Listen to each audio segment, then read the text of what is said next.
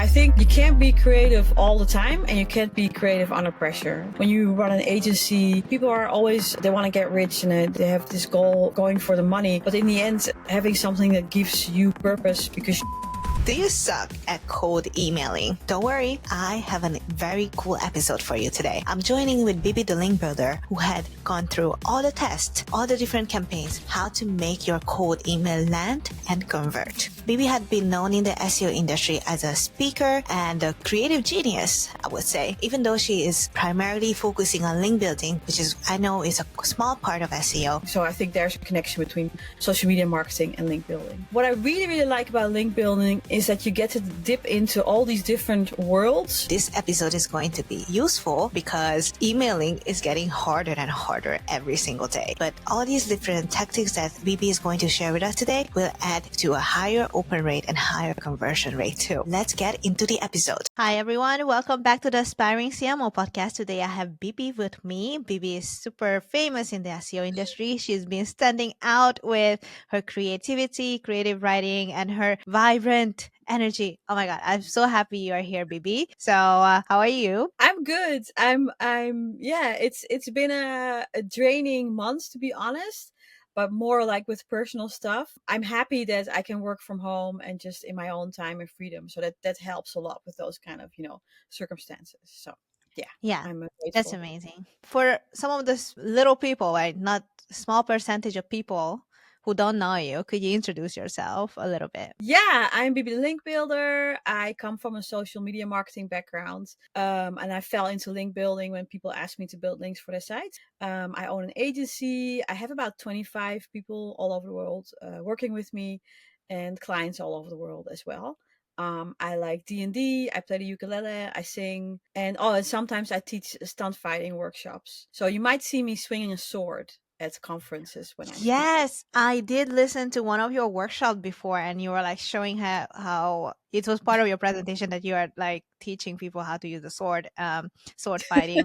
There's like some of the fun facts that I also remember. But from transitioning from social media to link building, right? Like each time I meet a social media person, they have no idea what the hell link building is. Like, how did you fall into that category? Most social media managers don't build links. Yeah, so I was managing social media for a big worldwide truck trader, the Klein Group. I was already working from home because I negotiated when they hired me that I would be working from home. But I wanted even more freedom, so then I googled how to make money online, and I got into affiliate site, and I got into an internship with a couple of other SEOs, and I knew how to get a lot of traffic, but I hadn't figured out the business model, so I wasn't making money with my site. And then the other people that were making money with their site, they asked me to build links for them, and I wasn't really sure how to do that, but I started doing it, and I think I used my social media skills for link building, which from my perspective is usually that it's not about you, it's about the other person. So you shine a spotlight on the other person, and that really helps with link building. So I think there's a connection between social media marketing and link building. How do you connect? Like, how do you transfer some of the skills from social media into link building? Yeah, so I noticed, for instance, with the trucks, that a lot of the other companies in the industry, they were just broadcasting, right? So they were posting about themselves, about their products, and all those things. But then I started to do these competitions, like one truck versus the other. It was just a picture competition, so a Scania versus a Volvo truck specific model, and people really responded to that. And then I asked people to send in their own pictures, so we would have their trucks basically fighting each other and everybody voting on it. Yeah, so I noticed that it was way more effective to not focus just on yourself, but also on the other person. And that's what I use in link building as well. A lot of people, they can't place themselves in a position of the prospect that you're reaching out to. What's valuable for them? What kind of stuff do they talk about, right? What are their goals? And that really helps with link building. That's amazing. How did you fall in love with link building though? What is that made you fall in love with it? Like that's well, how did that become a passion? How did I fall in love with it? So what I really like about link building is that you get to dip into all these different worlds. So let's say you reach out to lawyers or to accountants or to people that talk about SaaS or whatever, you get to dip into that and learn a little bit more about their, how they function or whatever. And then you get to create something that resonates with that. And that creative aspect of it and getting to know all these different niches and how these industries work, that's what I really, really like. That's amazing. Okay. I always ask my guests to share about one of their case studies that they are really proud of or something that they really like. Could you share with us one of the link building campaigns that you've done in the past or recently that was fun? Like you had a very, you or your team member had a very creative approach to it. And what niche was it? Yeah, so I think one of the most successful outreaches that we have done so far with the email outreach was around underwater photography. So I can't really disclose the client or anything like that, Yeah, yeah, yeah. but yeah, but it was relevant to photography. And the templates, I actually can't really remember what the template was like, but it worked really, really well. So we kept reusing the same templates. And I think it was just a little bit of storytelling, but also it connected. I think it was connecting to mermaids or something. I don't know anymore. So, but that's stuff I really like, where you get to be a little bit crazy and you think that it won't work, but the other person at the end of the email is a person too that's bored, and it's getting so many emails. So when you try something that is not the way to do it professionally and it works, that gives me a huge kick. So basically, the campaign was that you had a client who did underwater photography, and your emails was a cold outreach email, and you were talking about mermaids. Is that? No, no, no, no. No, the client is related to photographers. So it's a relevant, Ah, it's something that photographers use. And when we do prospecting, sometimes we target pretty broad. So it's like everybody involved in photography or everybody involved in travel or something like that. But other times we can make a prospect list very, very narrow. And in this case, it was combining travel with photography with the ocean, and we themed the template that way. And I think we used something like mermaids or something playful in it, and that really worked well. that's amazing. How do people respond? Like, do they like, oh, yes, I want to feature your blog, or like, oh, you're funny, or like, what type of reaction do you get often? Yeah, so of course sometimes people don't get it, right? So that happens. People don't want to be outreached or whatever, so they'll say unsubscribe or I don't get what you're saying or anything like that. We get a lot of replies where people say, I never reply to these kind of emails, but I really liked the way you approached us, or I really like how creative and funny you are, or weird or something else. So let's try this out. Let's go for it. And that's those are really nice responses. Amazing. So, I think in a creative email, right? Like, you have two aspects. You have the subject line, and you also have the whole email. In your working process, do you focus a lot more on the subject line or on the body of the whole email? Like, if somebody who doesn't Yeah. know how to craft a creative email, how would you approach how would you approach this to them? Yeah, we focus on all the elements, because if you have a great email but your footer sucks or something, or then you can ruin the whole email, right? Because somebody you close off with a very bad comment or a very bad sentence, or maybe even a writing error, and that can mess it up for an editor. They're like, no, I don't want to work with that person. But that said, you should definitely make sure that your subject line works. Because if your subject line doesn't work, then it doesn't even matter what you wrote in the rest of the email, because the person only sees the subject line before they open the email.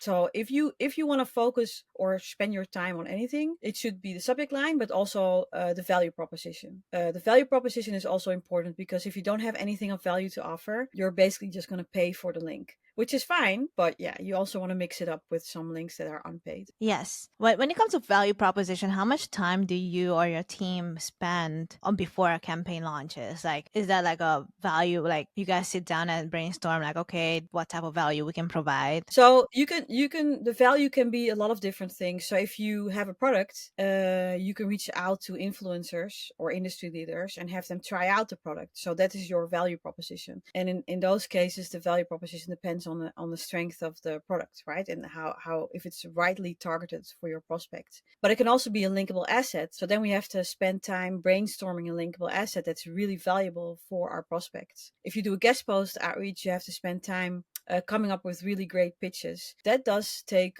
a couple of hours to come up with great pitches. But if you spend that time in the beginning, then your conversion is usually higher when you do the outreach. So yeah. Okay. Yeah, yeah, yeah.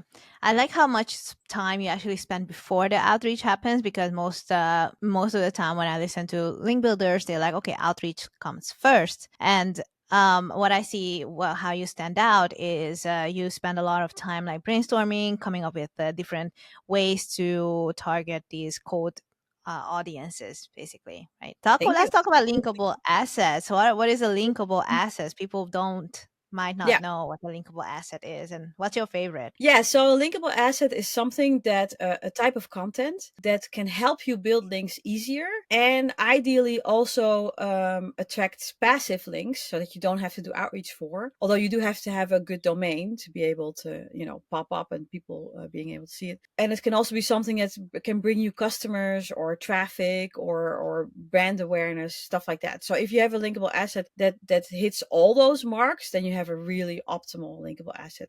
But often it's only meant for one of these aspects. So one of my favorites is still statistics posts, although a lot of people have scaled them up and are abusing them and all that stuff. So I'm not sure if that still is going to work very well. The statistics posts that I did with clients were a compilation of all the data that's already out there. So you don't have to use your own data. You can just compile what's already out there. Because if a journalist writes about a topic, they have to do their homework, but you basically do their homework for them. So if you pop up on their radar and they use something that you've mentioned, they will link to you and not to the original source. So that's a little bit weird, right? So they should actually link to original sources, but they don't because they're under a lot of pressure. So statistics are a really great one. I also really like gag sites, but I've never made one. What's a gag site? Yeah, so a gag site, there is a example, isitchristmas.com. So that's when you go to that site, it will only say yes or no. Yeah, so I really like gag sites, but I don't know. And another example is of a gag site, sort of, is how many people are in space right now.com. So you can see how many people are in space and their names. And I know the Oh, guys, okay. yeah, I know the guys who created that site. They never did any link building for it, but it got like thousands of links. And they actually didn't really monetize it, so they're not making any money. By the way, somebody should buy it, that site, because they're not doing anything with it. I would build it out for a space site. So that's another example of a linkable asset. Yeah, there's so many types, I actually like them all. I like calculators, I like checklists, I like templates a lot. Those are great. I also like things like wishes or quotes or stuff like that.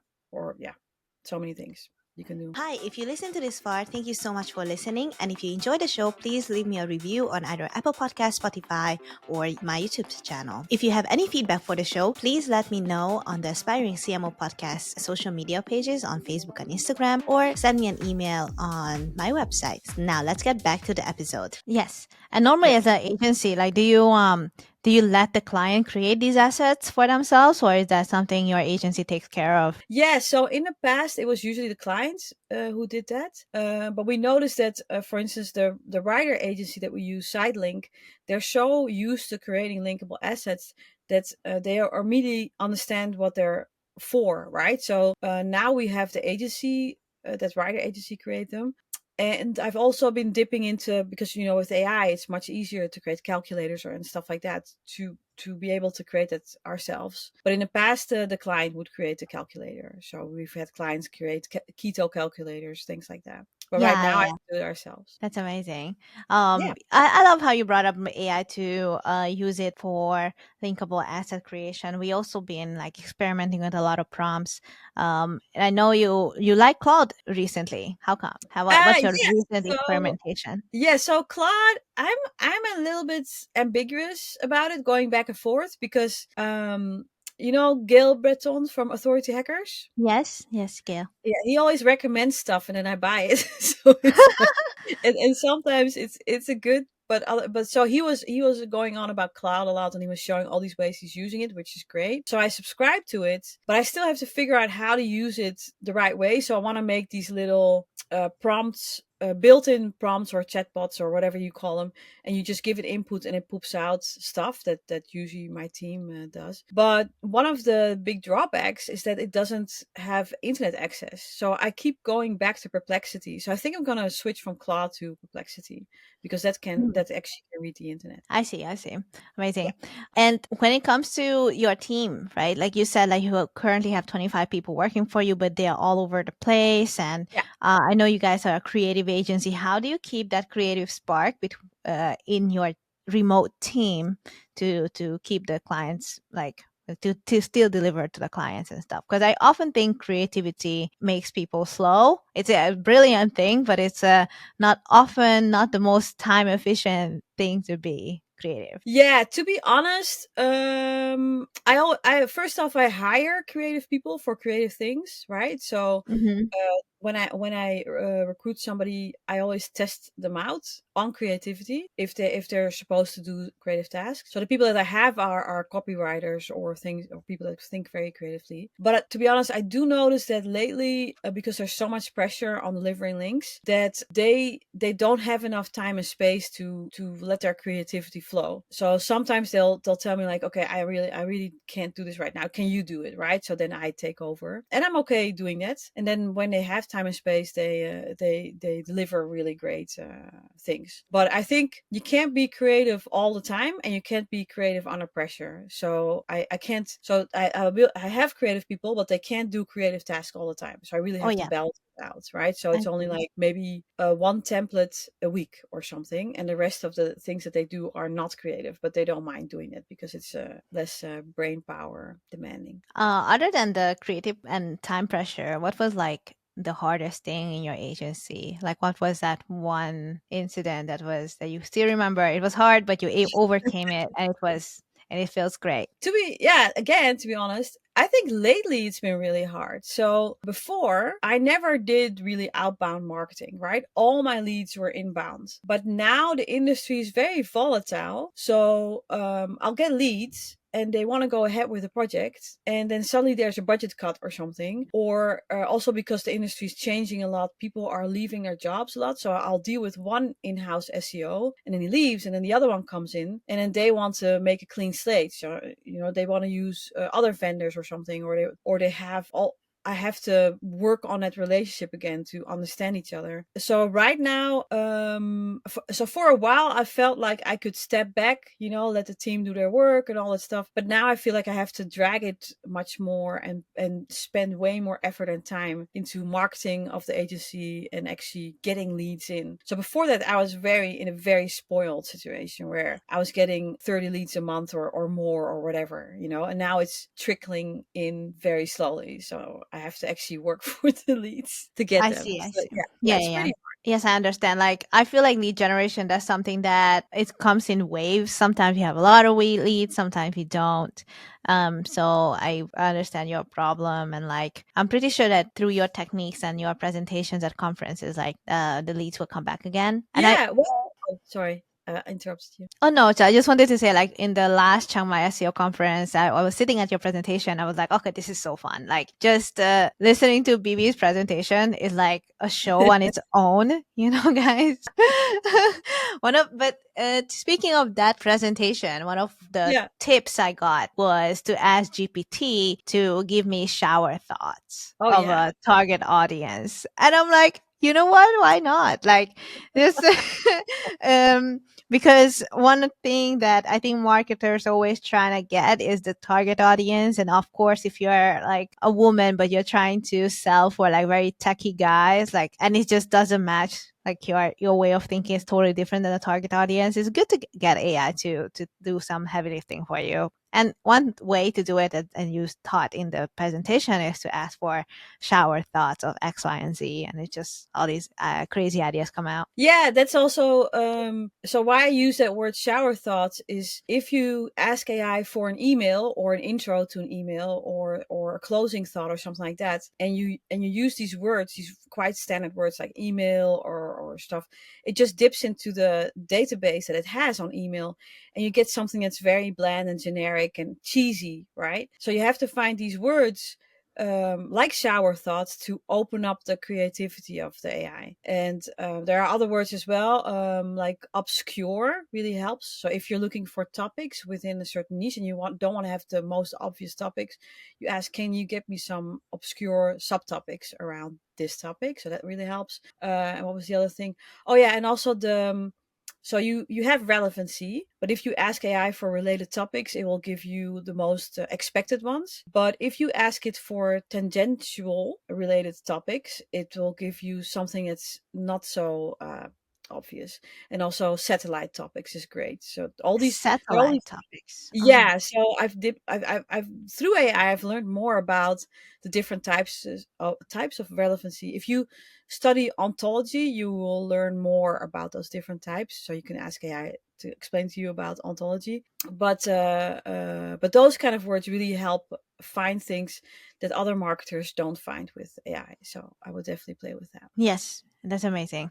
Other than emails, what other kinds of creative marketings are you interested in or you are starting? Yeah, I want to try PR link building because a lot of people told me that what I'm doing is already PR, but I don't think so because I'm not pitching any news things. I'm basically pitching content or linkable assets. And I think PR is more, it has more like a news hook in it. So I'm looking at all these different campaigns that other PR link builders are doing, and I want to try that out, but I haven't done it before. Well, I've actually did. Okay, I've done it one time and I bombed completely. Do you want to hear about that? Because it's Sure. okay. Yes. I'll try to keep it short. So years ago, I had a client and they offered the submarine experience to the Titanic, the one that Oh. exploded or imploded. Right? They didn't offer it. Yeah, it's very juicy story. So they didn't offer it directly. It was kind of like a marketplace for luxury, extreme luxury experiences. And I found out through the copywriter of that company that she saw that somewhere that the Titanic was disappearing because it was being eaten by bacteria, and it wasn't really common knowledge at that point, except with the Titanic fans or something. So I pitched to all these journalists about how the Titanic was disappearing and it was going to disappear in 20 years or something, and there was a last chance to see it, and that was with the luxury experience to travel down in a submarine on a scientific mission and check it out, right? But so I reached out to all the journalists. I only got one reply, and it wasn't even a great reply. So I nobody wanted to talk to me. And then I think 3 months later, this whole big story broke out. It was everywhere on the news that the Titanic was disappearing, and I was like, huh? And they even sent a diving team to check on the Titanic how bad it was. So, but I got no link, and I don't know if it was connected, my pitches and then the story that broke out. But I went back to journalists that were talking about it and asked, hey, you mentioned this, maybe you can link to my client because we have a whole article about this Titanic thing.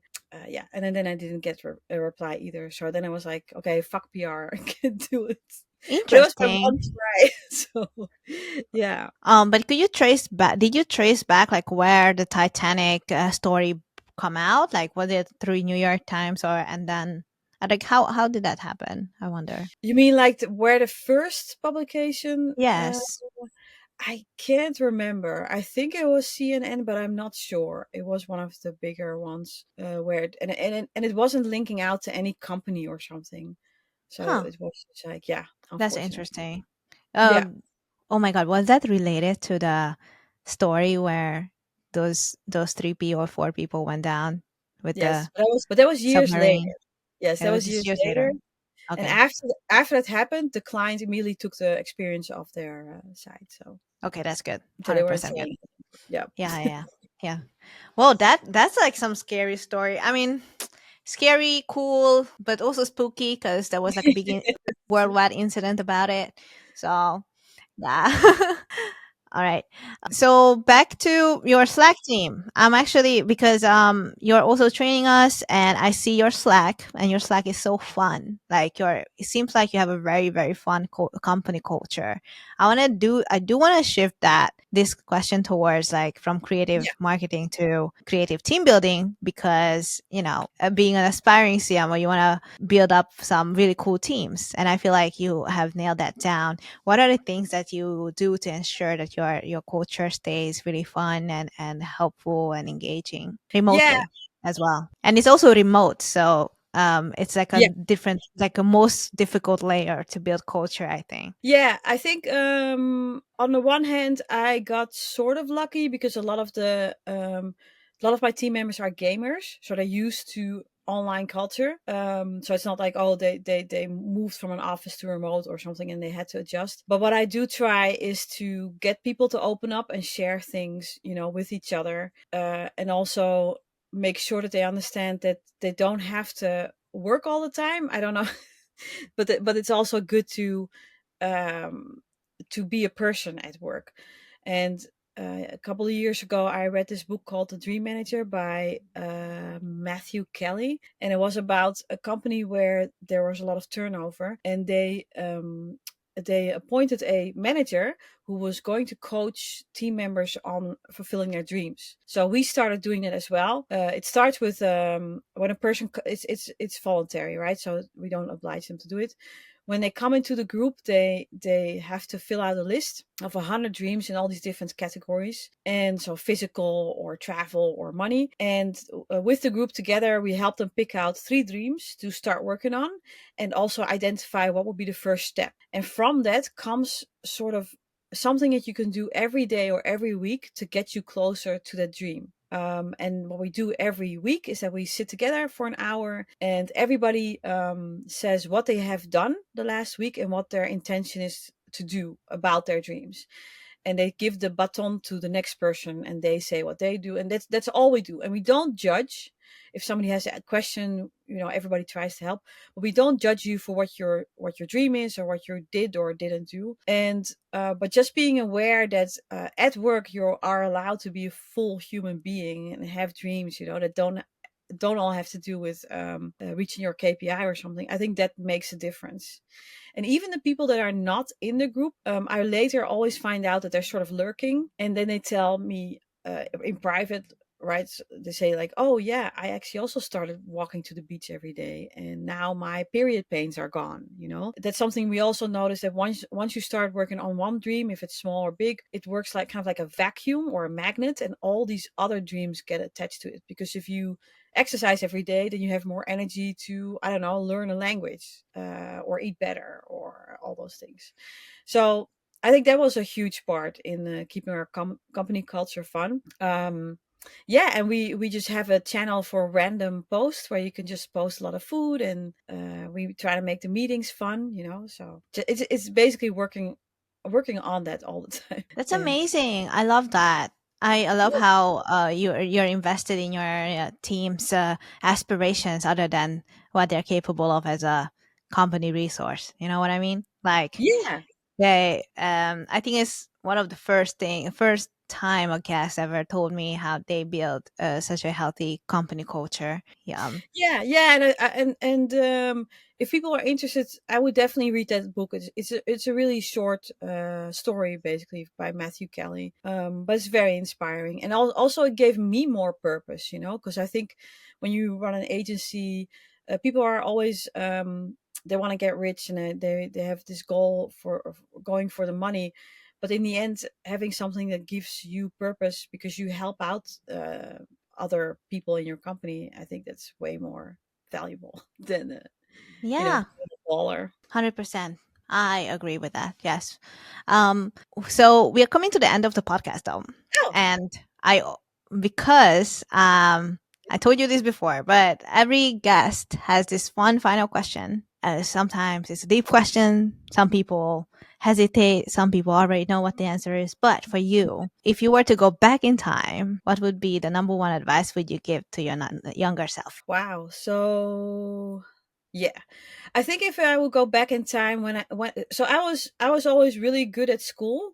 I always got like straight A's or whatever, and I didn't really study for it. So I was very bored the whole time. And what I did was just the last night for a test or something, I would just cramp everything in one go and then just ace the test and then forget it the next day.